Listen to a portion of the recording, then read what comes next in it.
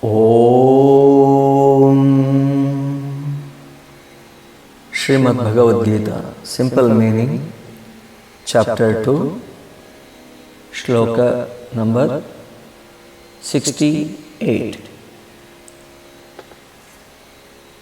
Tasmadhyasya mahabaho nigrihitani sarvashah Indriyanindriyarthebhyah tasya prajna pratishthita.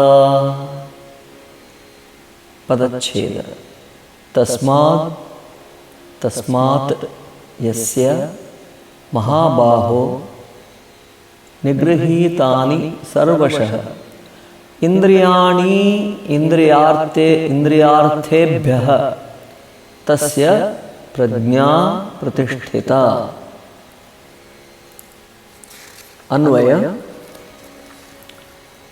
Mahabaho, O mighty Arjuna. Arjuna is being addressed as Mahabahu, a mighty warrior. Tasmat, therefore, yasya indriyani, yasya, whose indriyani, senses, sarvashah, completely, altogether, indriyarthebhyah, from the all sense objects. Indriyartha means vishaya, sense object. Indriya is sense. Indriyartha means sense object. So indriyarthebhyah means from all sense objects. Nigrihitani are restrained. Tasya, his, or tasya, his, prajna, pragya, wisdom, pratisthita is established, is firmly set. Therefore, the meaning is simple meaning. Therefore, O mighty armed, his or her knowledge is steady, whose senses are completely restrained from their objects. As a continuation of the previous shloka, wherein it was told that a mind which follows the senses will lose all its discriminative power, just like a boat or a ship is carried off by a strong wind in the on the waters. So now that's why, therefore, tasmat, O mighty armed.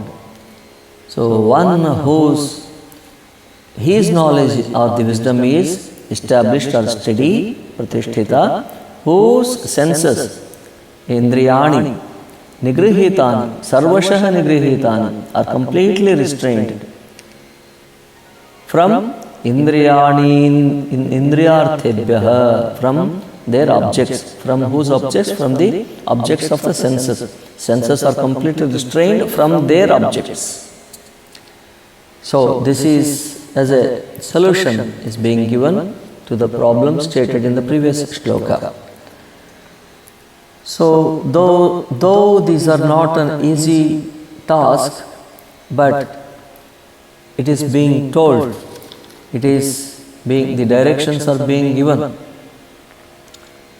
by explaining the natural condition or the swabhava, nature of the sthita prajna, which is being discussed here in all these shlokas. Sthita prajna, that is the man of steady wisdom. So in the very beginning itself it was told, when we are discussing the nature of the person of steady wisdom, so for a sadhaka or a seeker of truth, these are the means to practice.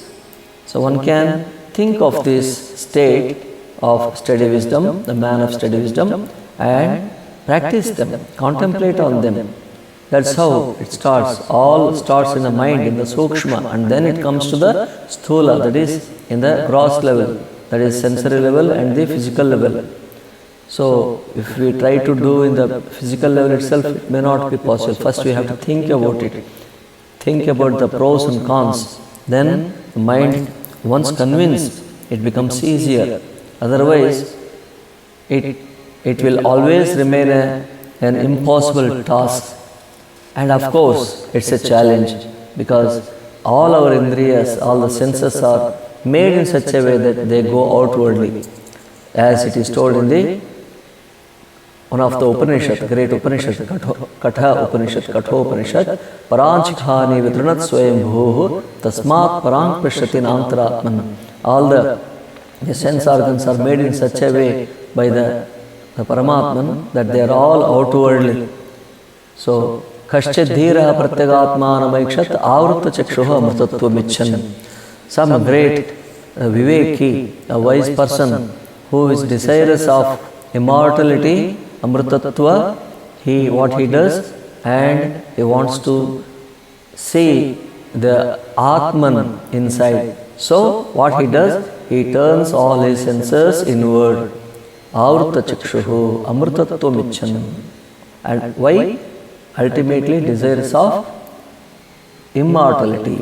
Because only by knowing your own swarupa, yourselves, that you are the Atman and not this body, by knowing that, coming to face to face, coming in face to face with the truth, knowing the truth face to face alone can make you immortal. Otherwise, as long as we identify ourselves with this body, then we will die and be born again and again. This cycle goes on. So that's why immortality here means not you live for eternity with this body and this body-mind complex. No, not that. It is never a possibility. You may live longer by making some, using something or keeping your health in a good condition or whatever. But you cannot live in this body for eternity. So the immortality when is being discussed in Vedanta is knowing your Swarupa as the immortal, the eternal.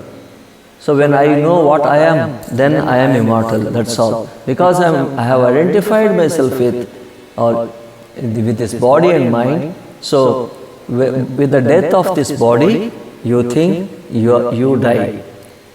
So when you know that you are the Atman, so you know that Atman is deathless, birthless. So you are immortal. That's what Vedanta teaching. Om Shanti Shanti Shanti Harihi Om Tat Sat Shri Ramakrishna Arpanamastu.